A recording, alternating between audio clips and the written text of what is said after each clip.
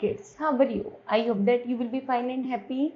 Today we will read this chapter 8, 18th century political formations. Okay, so let us start now this chapter, kids. There was a period of the great confusion after the death of Aurangzeb in 1707 AD. 1707 के बाद औरंगजेब की मृत्यु के बाद यह एक ऐसा confusion era आया कि there was no defined policies of the शोषण, कि यहाँ पर ऐसे कोई राजनीतिक मतलब प्रशासन या राज्य नहीं बचा. There was a war of the शोषण अमॉन्ग द टू सन्स, यहाँ तक कि दो भाइयों में आपस में लड़ाई होने लगी. एंड 3 ग्रैंडसन्स, और उनके अब केवल यहाँ पर क्या बचा था, औरंगजेब की मृत्यु के बाद केवल दो भाई और 3 पोते बचे थे. Eventually he is 60 years old. जब वह लगभग 60 साल के हो गए, उनका सन शाह आलम वाज एक्सटॉन्ड with the name of the Bahadur Shah. Bahadur Shah के नाम से उन्होंने शासन किया. Bahadur Shah try to reunite the Rajput. Bahadur Shah ने राजपूतों से जब संधि कर ली थी Maratha and the Sikh, but he failed to do that. In 1712 he was succeeded by Jahandar Shah, और उसके बाद जहांदार शाह ने उस पर अपना विजय स्थापित किया. Jahandar Shah ruled over for few month. Jahandar Shah ने कुछ महीने शासन किया. He was the puppet in the hands of the powerful noble called Zulfikar Khan. यहाँ तक कि वो जुल्फिकार खान की एक पपेट थे, एक कठपुतली थे. जैसे जुल्फिकार खान कहते थे वो वैसे ही किया करते थे. Around this time two brothers and the nobles in the मुगलों के जो 2 भाई और जो अन्य शासन थे got popular called Syed brothers, जिन्हें सैयदी भाइयों के नाम से जाना जाता था. Because very powerful in cult, वह दरबार में सबसे ज्यादा शक्तिशाली थे. दे वर सैयद हुसैन अली खान बारहा, यहाँ तक कि सैयद हुसैन अली खान बराहा और Mir Bakhshi and the Sayyid Abdul Baraka Khan the Wajid, ये 2 भाई थे जो सबसे ज्यादा मुगलों की सेना में सबसे ज्यादा शक्तिशाली थे. दे वर सो पावरफुल, वे सबसे ज्यादा शक्तिशाली थे. They could make the king of their choice, और वो अपने हिसाब से अपनी चॉइस के अनुसार राजा नियुक्त करते थे. The Sayyid brothers were responsible for removing Jahandar Shah from throne, यहाँ तक कि उन्होंने जहांदार शाह को राजगद्दी से हटा दिया था. They made जहांदार नेफ्यू और जहांदार की बेटा भतीजा फुरकुशियार को राजा बनाया. He gave the permission to the British, उन्होंने अंग्रेजों को परमिशन दी to export their goods from Bengal, कि बंगाल से सामान का आदान प्रदान किया जाए without paying any duty, बिना किसी ड्यूटी के पे किए. In 1719 the Sayyid brothers killed Farrukhsiyar. Sayyid brother ने फिर 1719 में फर्रुखशियार को भी मार दिया. And enthroned Mohammad Shah Mughal ruler, और मोहम्मद शाह को वहां का मुगल का शासक बनाया. Mohammad Shah was barely 18 years old. Mohammad Shah लगभग 18 साल किस पर राज्य किया. To the province declined to accept the supremacy and the refusal to pay revenue.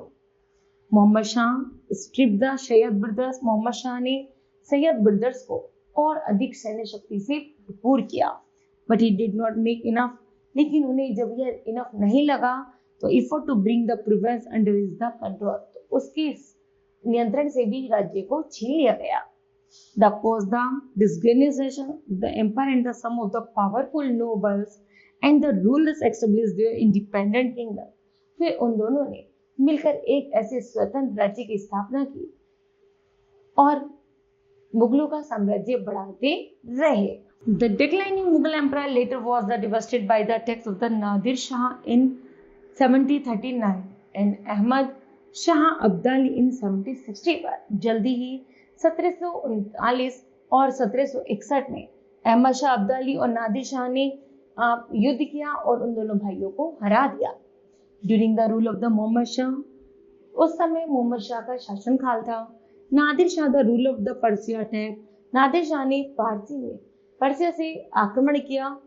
Delhi पर एंड पंजाब पर ही carried away the Kohinoor diamond, और वह यहाँ से कोहिनूर डायमंड चुरा कर ले गए। And the peacock throne the Shahjahan, और शाहजहां के मोर के कलंगी पर जाकर लगा दिया। Mohammed Shah was succeed by Ahmad Shah, Mohammed Shah Ahmad Shah के कारण सफल होते चले गए। Who was the further succeeded by the Alamgir द्वितीय, फिर उसके बाद वहां का शासनकाल आलमगीर द्वितीय ने संभाला। The Afghans again attack India, Afghan लोगों ने दोबारा इंडिया पर आक्रमण किया during the rule of the Alamgir second and the looted the Mughals empire forcefully, और मुगलों को बहुत अच्छे से लूट लिया। The last Mughal ruler was the Bahadur Shah Zafar, Mughal काल का सबसे अंतिम शासक जो था वो था बहादुर Shah Zafar. He was impressed by the British, उन्होंने जल्दी ही अंग्रेजों के साथ मिलकर the failure of the revolt against them in 1857, 1857 की क्रांति में अंग्रेजों का साथ दिया। He was exiled to the Rangoon, जैसे ही वो रंगून को छोड़ गए, where he died, जब वह मर गया, his the two sons of be headed by the British, और उन दोनों भाइयों को भी अंग्रेजी सेना द्वारा मार दिया गया। In this way, the Mughal dynasty meet with his end, और जल्दी ही उनके मरते ही मुगल शासनकाल का अंत हो गया। Cause for the decline of the Mughal Empire, Mughal empire के घटने के क्या कारण थे? The rigid policies of the Aurangzeb compelled the Rajput, यहाँ तक कि औरंगजेब के शासन के बाद औरंगजेब ने ऐसे काम किए थे जो राजपूत मराठा सिख लोग जो थे वो बिल्कुल उनसे परेशान थे, उससे बदला लेना चाहते थे। It became the Mughal empire, इसलिए इन लोगों ने मिलकर धीरे धीरे मुगल साम्राज्य को खत्म कर दिया।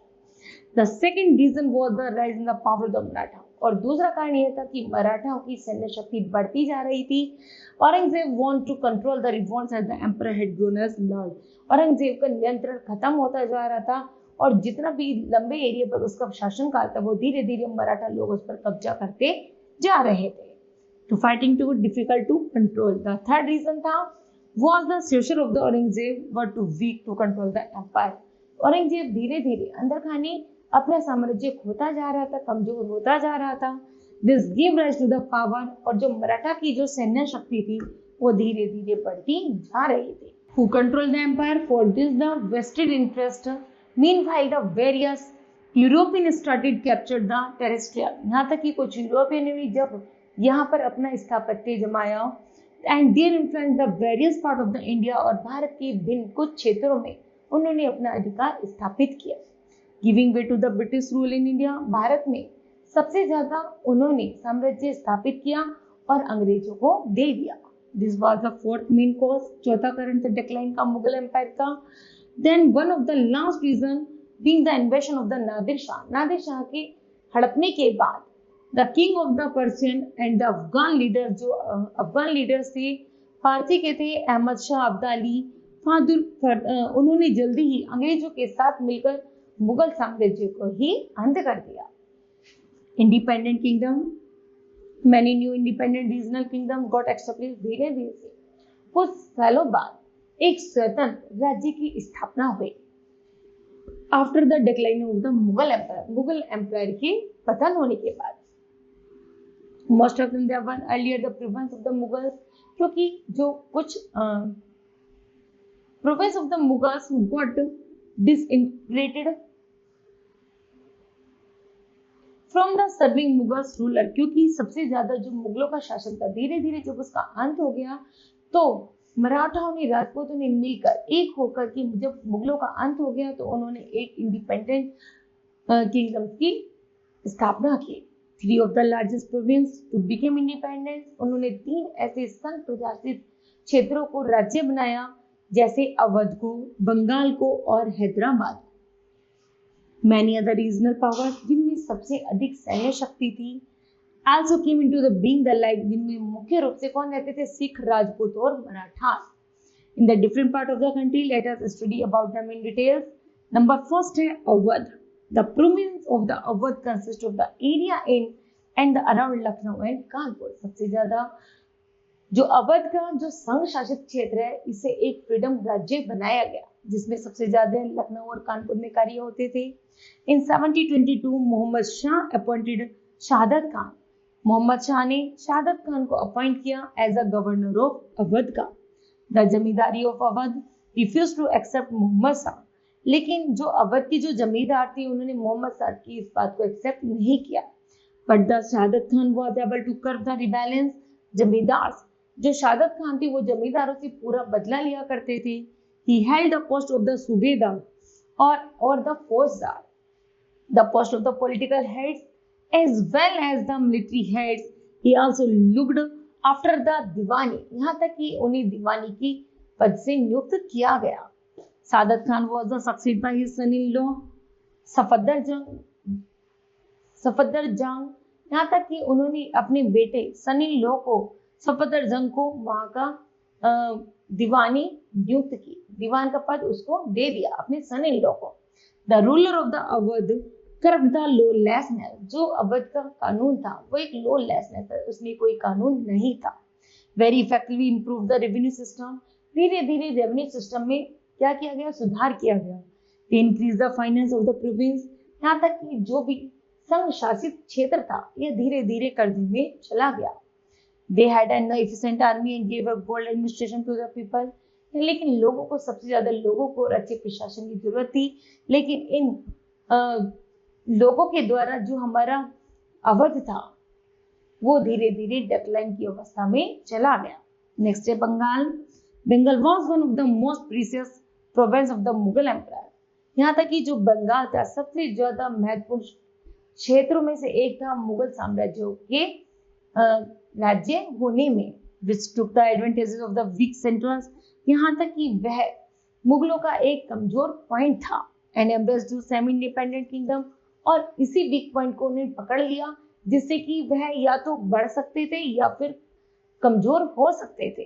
Under their governor of the Bengal, जो गवर्नर था बंगाल का वो था मुर्शीद कली खान। वो सीज द पावर, उसने पूरे मुगलों को सीज कर दिया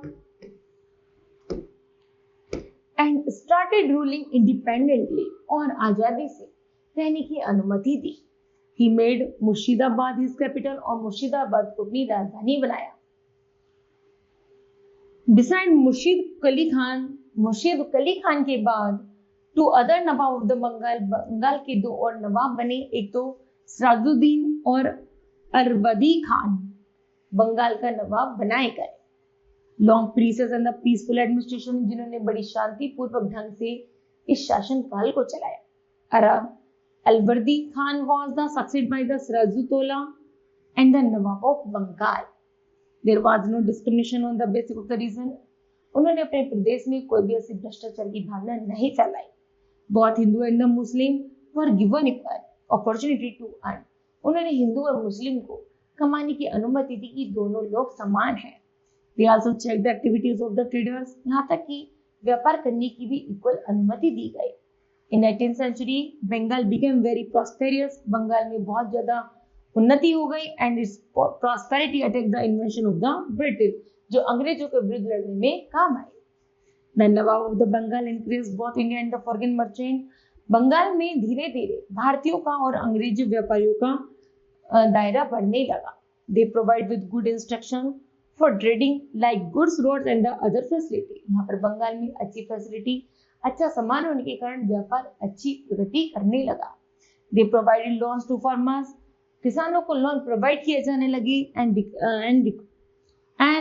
reorganise the finance of the Bengal, और बंगाल को उन पैसों से कुछ और विकसित की ओर बढ़ता चला गया। The strict battle of the Plassey के युद्ध में 1757 ईस्वी में battle of the Buxar in the 1764 established the British rule in Bengal. अंग्रेजों ने बंगाल से लड़ाई की। फिर उसके बाद Rajput during the rule of the Mughals. Mughal काल के दौरान the Rajput were their friends, Rajput उनके क्या बन गए, फ्रेंड्स बन गए। But the stern and the rigid policy of the Aurangzeb की बड़ी स्ट्रिक्टली पॉलिसी होने के कारण made the Rajput to revolt again, Rajput शासकों ने उससे चली संधि क्रांति की एंड मुगल रूल को हरा दिया। Many of the Rajput established their independent kingdom, कुछ राजपूत राजाओं ने भी राजपूत राजाओं ने क्या किया, एक स्वतंत्र राज्य की स्थापना की। Among all the Rajput ruler, Swami Raja Jai Singh जैसे जैसे कि आजाद भारत के लिए, इंडिपेंडेंट राज्य के लिए, आजाद राज्य के लिए उन्होंने, उनमें से एक राजा थे सवाई राजा जय सिंह ऑफ अंबर जयपुर के, was the most powerful and a well-known Rajput ruler. He introduced many social reforms in his state. उन्होंने अपने स्टेट में बहुत सारे social reforms किए. He increased the study of the science in the state. He established in the beautiful city of Jaipur. उन्होंने बहुत सुंदर सा जयपुर तैयार किया, which is the scientifically planned. As Raja Jai Singh was very much interested in the astronomy, क्योंकि वह astronomy में विश्वास रखते थे. He built astronomical observation called Jantar Mantar. उन्होंने एक ऐसा ही एस्ट्रोनॉमिकल से प्रभावित होकर जंतर मंतर का आविष्कार किया. इन जयपुर में, दिल्ली, उज्जैन, मथुरा और बनारस में. The Mughal empire appointed the governor of the Jodhpur. मुगलों को जैसे ही जोधपुर का गवर्नर बनाया गया एंड अंबर का as the governor of the Gujarat and the Malwa respectively, the disunity among the rulers of Rajputana and the rise in the power of Maratha in the decline of the Rajput power. Hyderabad, the responsibility of the Deccan were awarded of the Chin Quilichi Khan. यहाँ तक कि दक्षिण में भी हैदराबाद की तरफ भी चिन कुलिची खान को नवाजा गया और उन्हें भी वहां का गवर्नर बनाया गया. Noble in the court of the Farrukhsiyar के दरबार में और मोहम्मद शाह के दरबार के तहत. He was bestowed the title of the Nizam ul मुल्क असफ जहां, और उनकी एक उपाधि प्रोवाइड की गई, निजामुल मुल्क असफ जहां. Who founded the state of Hyderabad, जिसने हैदराबाद की खोज की इन 1724 एडी में. ही रूल्ड, उसे एक आजाद रूलर का संस्थापक बनाया गया. तो the Mughal empire was not happy, लेकिन मुगल साम्राज्य जो था वह खुश नहीं था. But he could not even stop him, वह इंडिपेंडेंट किंगडम को स्टॉप करना चाहता था. He successor was later called Nizams of Hyderabad. उन्होंने जल्दी ही निजाम्स को कुछ ऐसे तौर तरीके बताए. ही अपॉइंटेड द मनसबदार्स और donated them jagirs on his house. उन्होंने अपने लिए कुछ जागीरों को और मनसबदारों को अपॉइंट किया. He tried to remove the corruption, और उन्होंने पूरे प्रशासन में भ्रष्टाचार फैलाना शुरू कर दिया. And followed the policy of the regional tolerance. Okay. Punjab, the Sikh Guru were seen as the increasing political rivals of the Mughal empire. यहाँ तक कि सिख गुरुओं का बोलबाला होने के कारण भी वहां पर जो एम्पायर था पंजाब में वो भी मुगलों का था. Guru Tegh Bahadur started forming now political alliances. Guru Tegh बहादुर ने जल्दी ही राजनीतिक कार्य को खत्म करने के लिए स्टार्टेड कलेक्टिंग रेवेन्यू, कुछ चंदा इकट्ठा करना शुरू किया. Another complaint made by Ram Raja was the Guru gave Shyaman to the for gifts. यहाँ तक कि अन्य उनकी शिकायतें राजा राम द्वारा कुछ शिकायतें की गई. गुरु नानक के साथ मिलकर उन्होंने उन शिकायतों को पूरा किया. गुरु तेग बहादुर was the assassinated in 1675. Guru Govind Singh succeeded Tegh Bahadur. He strengthened the Sikhs in the Punjab by starting the Khalsa movement of the making the Sikh brave and confident. उन्होंने खालसा मूवमेंट की स्थापना की जिससे सिख लोगों में ब्रेव और कॉन्फिडेंट आ सके. The Khalsa means pure and it was the basically the military group. Khalsa का अर्थ होता है कि बिल्कुल प्योर, वो पवित्र है और क्या है, बेसिकली मिलिट्री ग्रुप से रिलेटेड है. Who were the trained in the material arts and all were techniques. Guru Govind Singh fought against the Mughal force. गुरु गोविंद सिंह मुगलों के खिलाफ लड़े with the help of the Hindu raja के, हिंदू राजाओं की हेल्प के द्वारा वह लड़े. He defeated by the Mughal force, लेकिन मुगलों की सेना से वो हार गए. He sacrificed his lives of the 4 sons. यहाँ तक कि उन्होंने उस लड़ाई के दौरान अपने 4 पुत्रों का त्याग भी किया. 2 sons of the गुरु गोविंद के जो 2 बेटे थे were buried alive in walls. उन्हें जिंदा दीवार में चिनवा दिया गया. After Guru Gobind Singh is display, बंदा बहादुर fought against the Mughals for the almost 8 years. यहाँ तक कि उनका एक बेटा था जो 8 साल का था, जिसे बंदा बहादुर के साथ बंदा बहादुर जो बहुत बहादुरी से लड़ा, जो 8 साल का था, was later captured and killed. उसे पकड़ लिया गया और उसको मार दिया गया. The invasion of the Nadir Shah, उसके बाद जो Nadir Shah got the control from the Mughals over Lahore and Multan और लाहौर पर पूरा साम्राज्य नादिर शाह का हो गया. The Sikh then embraced as the supreme power that area. सिखों के पास जो भी सुप्रीम शक्ति थी which is now extend to the Jammu region, वह केवल जम्मू प्रदेश में काम आने लगी. The Sikhs then originated themselves into 12 groups called missiles. यहाँ तक कि उन्होंने सिखों को 12 ग्रुप में बांटा जिसे मिसिल्स कहा. Each missile have its own chief. उसमें एक मुखिया बनाया गया. The Sikh grew in the power under the rule of the महाराजा रणजीत सिंह. महाराजा रणजीत सिंह के साथ जो सिख लोग थे वो फिर से शक्ति में आए.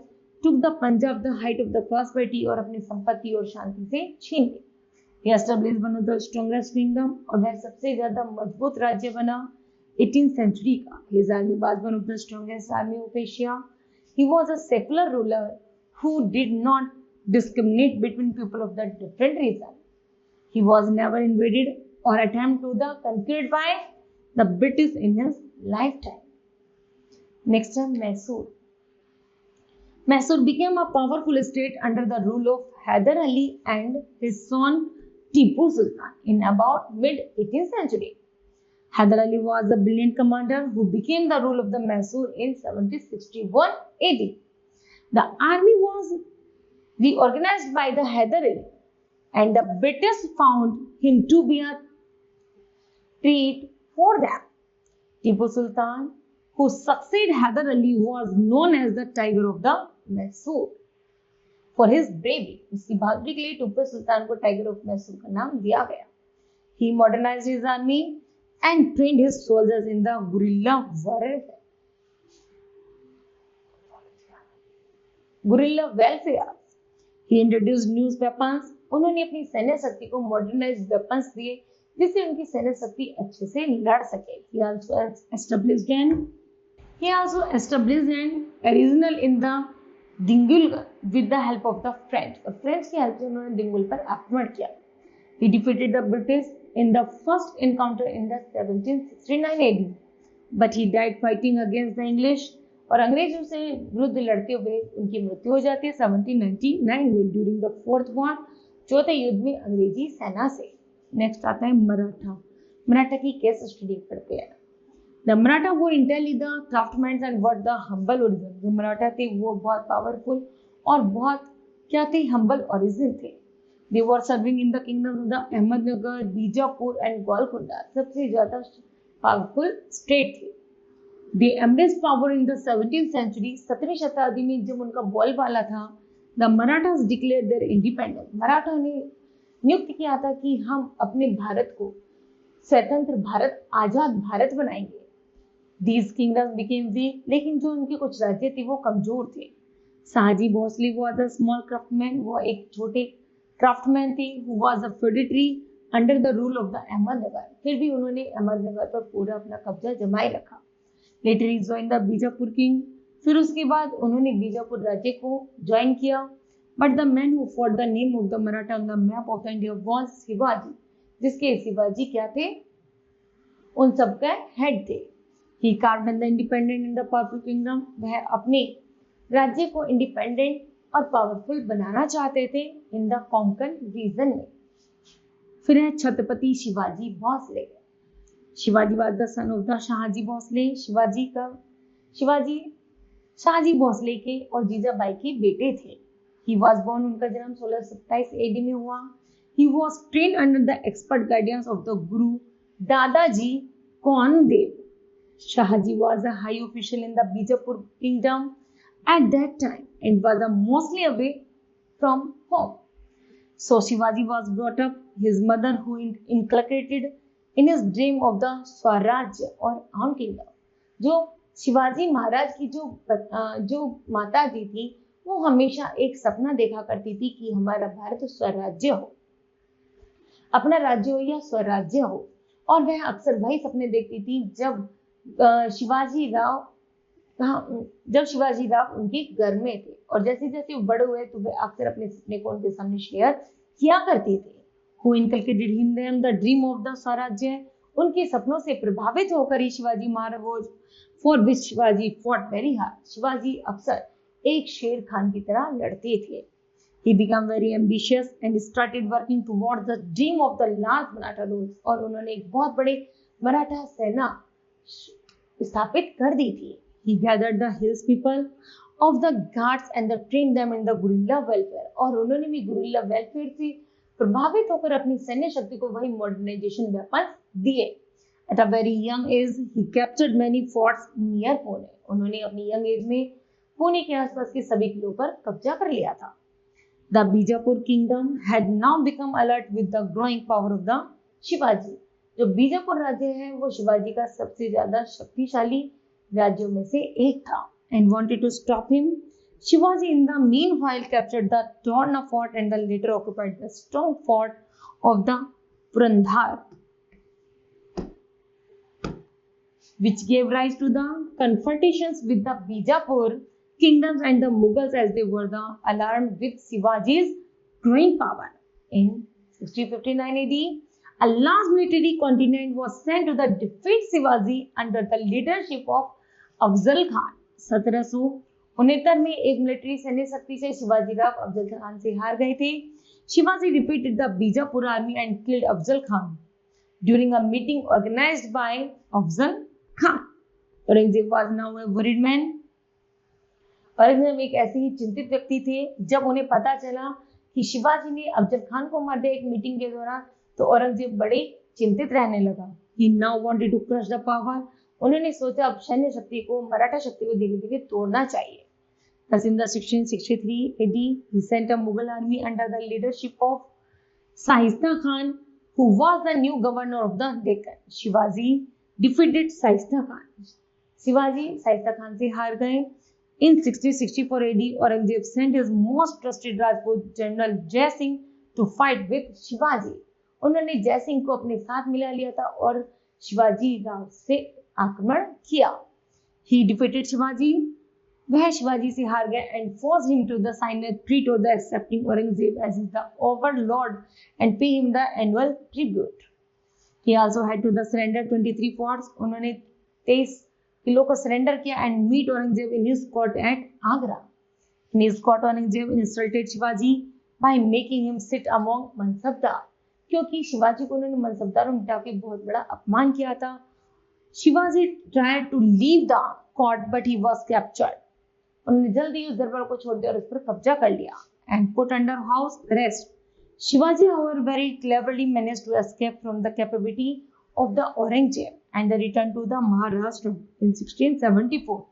Shivaji formally announced himself the king of the coronation ceremony in Saigarh and took for the title of the Chhatrapati. और जल्दी इन्होंने जब पूरे मुगल सेना पर अपना राज्य स्थापित कर लिया तब उन्हें भारत में उपाधि मिली Chhatrapati Shivaji. Aurangzeb had to accept him as the king. He died in 1680, leaving behind him very powerful. फिर है Shivaji administrations. Shivaji was able administration a great warrior and the conqueror. Just like Akbar to Mughal dynasty. जैसे कि अकबर का डायनेस्ट सबसे ज्यादा शक्तिशाली डायनेस्ट था, उसी तरह शिवाजी का भी डायनेस्ट सबसे ज्यादा शक्तिशाली राज्य था. He was assessed by the council of the minister called the Ashta Pradhan. Ashta Pradhan mean the 8 important heads. These Ashta Pradhan were. Number first था उसमें Peshwa, the prime minister, the head of the general administration, जिसे कहा जाता है मोरो तिब्बत फिंगर, general administration of the empire. दूसरा था अमात्य. अमात्य कहते थे जो अकाउंट की देखभाल करते थे. अमर्त्य होते थे अकाउंट ऑफ द एम्पायर के. ओके, रामचंद्र नीलकंठ, मुजुमदार या भवर देकर. उसके बाद पंथ सचिव या सेक्रेटरी होते थे टू प्रिपेयर रॉयल एडिक्ट्स. आनफ दातु मंत्री और मिनिस्टर थे. स्टेट कॉरेस्पोंडेंस दाता त्रिम्बका वकील. सेनापति और द कमांडर थी managing the army and protection of the empire. Hambirrao Mohite. सुमात्रा थी फॉरेन रिलेशनशिप करने वाले जो थे रामचंद्र त्रिम्बक दाबिर. न्यायाधीश और द चीफ जस्टिस होते थे टू डिस्पेंस जस्टिस न्याय रॉय जी. दंडाख्यश रिलीजियस मैटर होते थे Moreshwar Panditrao. Shivaji divided the entire kingdom. Shivaji ने अपने अवध को इन 8 इंपॉर्टेंट अष्ट प्रधानों में बांट दिया था. Province were the further subdivided into the paragons. Paragons were divided into the villages. They had to the village were called the Patil. All the members of the matter of the village were settled by the Panchayat. Shivaji had a very powerful army. Army included infantry, cavalry, and the even artillery and the navy. He maintained strict discipline in his army. Army was strictly ordered not to harm women and children. Forts played an important role in the Shivaji administrations. He repaired many old forts and built many new ones. He appointed independent officials to look after these forts. Land revenue was the main source of income for the state. Farmers paid 1/5 of their total produce as tax to the state. Shivaji had divided his territory into two parts, Swarajya and homeland. It was directly under the control of the Shivaji, and the second part was Mughal territory. Mughal territories were those which had accepted Shivaji authority but were not directly under his control. Shivaji levied two taxes in the Mughal territories, Chauth and the Sardeshmukhi.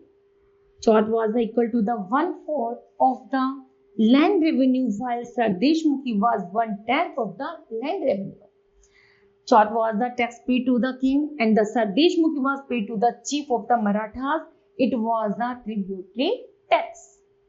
Next are sources of the Shivaji. Shivaji's son Sambhaji ascended the Maratha throne. Sambhaji Maharaj को शिवाजी के बाद साम्राज्य का शासक बनाया गया, but he was not and capable as his father. वो इतने कैपेबल नहीं थे जैसे उनके फादर थे. He was killed by the Mughals. मुगलों द्वारा मार दिए गए. And his son was kept captive by the Aurangzeb in the prison. और औरंगजेब ने उन्हें काफी दिनों तक उन्हें अपनी कैद में रखा. As the soldier of the Shivaji were very weak. उससे शिवाजी का जो साम्राज्य था वो धीरे धीरे कमजोर पड़ गया. The administration of the Maratha kingdom passed into the hands of minister called Peshwa. और पेशवा के हाथों से वह साम्राज्य जाता रहा. Now Peshwa looked after the administration. The Peshwa rule began the 1713 and ended in 1818 AD. The three main Peshwa were the Balaji Vishwanath, Balaji Rao first and the Balaji Rao second. फिर पेशवा का उस पर शासन हो गया था. फिर है Balaji Vishwanatha. He was able administration in 1713 AD. The grandson of the Shivaji, Shahuji appointed Balaji Vishwanath as the chief minister of Peshwa. With time, he thus started taking decisions independently. He took the advantages of the weakness of the later Mughals and forced Farquhar to return to his territories and got the right to collect the Chauth and the Sardeshmukhi from 6 Deccan province. उसके बाद है Balaji Rao first. Balaji Rao was very ambitious and brave. He was known as the fighting Peshwa as he fought for a long time and brought many territories. Malwa, part of the southern Gujarat, and the Bundelkhand. He was the capture Celestri and the Baselin from the Portuguese. He defeated the Nizam of Hyderabad and secured the right of collect tax from the some province of the Deccan. Balaji Baji Rao. Under the rule of the Balaji Baji Rao, the Maratha power reached the greatest height. He became the head of the Maratha after the death of the Shahuji and extended his territory as far as the Punjab and the Rajasthan. His armies marched up to the Bengal and Odisha. He compelled the kingdoms of the Mysore and the Hyderabad to pay tributes and hand over some territories to the Marathas. When he became the head of the Marathas in 1749 AD, he shifted his capital from the Satara to Pune. सतारा से उन्होंने जो अपनी पुणे राजधानी shift की. The Maratha kingdom side the decline after the third war of Panipat. Panipat के तीसरे युद्ध के बाद मराठों का शासन हिलने लगा. When the Marathas were defeated and crushed by Ahmad Shah Abdali, the Maratha kingdom got disintegrated and the chief started ruling independently, paving the way for the British rule over India. Okay, now kids, this chapter will be completed. I hope that you understood that. Thank you. Have a nice day.